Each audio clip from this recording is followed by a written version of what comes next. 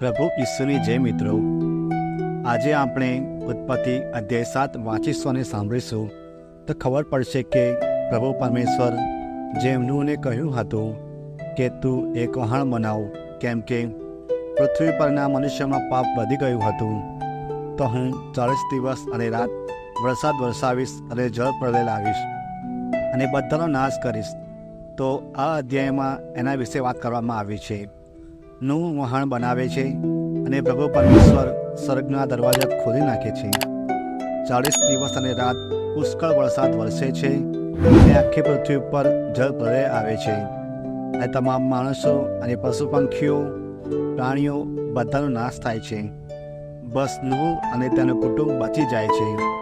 તો મિત્રો, આપણે અહીં જોઈ શકીએ છીએ કે પ્રભુ પરમેશ્વર એટલા માટે મહાન નથી કે તે બધું કરી શકે છે, પરંતુ તે એટલા માટે મહાન છે કે એ જે કહે છે તે અવશ્ય કરે છે.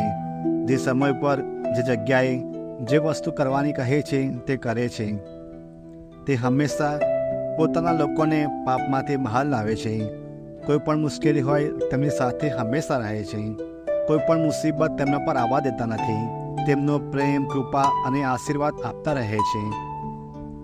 જેમ અહીં નૂહને કહ્યું હતું કે ભલે 40 દિવસ અને રાત વરસાદ પડશે, પરંતુ તું અને તારું કુટુંબ વહાણમાં બચી જશો, તમને કંઈ નહીં થાય.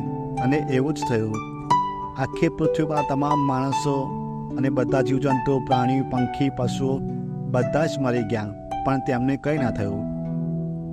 મિત્રો, આપણને એક વાત અહીં શીખવા મળે છે કે જો આપણે પ્રભુ પરમેશ્વરના કહ્યામાં રહીશું, તેમની આજ્ઞાનું પાલન કરીશું, તો તે આપણે બધી રીતે આપણો સાથ આપશે. ગમે તે પરિસ્થિતિ આવશે પણ આપણને કંઈ નહીં થવા દે.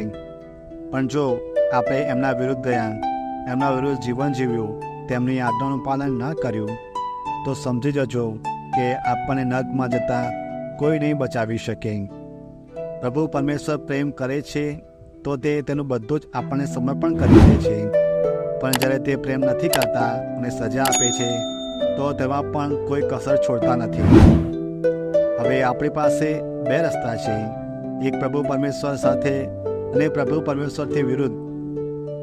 આપણે જો એમની સાથે રહીશું તો આપણને કેવો જીવન મળી શકે છે, અને આપણે જો એમનાથી વિરુદ્ધ જઈશું તો આપણને કેવી સજા મળી શકે છે.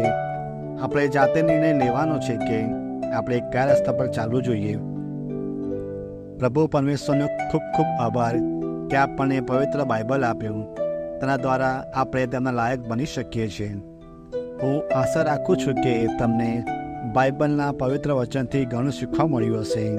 અને જો તમે આ વિડીયો સારો લાગ્યો હોય તો તમે બીજા આપણા ભાઈઓ અને બહેનોને પણ શેર કરજો, લાઈક કરજો અને અમારી આ યુટ્યુબ ચેનલ સબસ્ક્રાઈબ પણ કરજો. તમારો આભાર.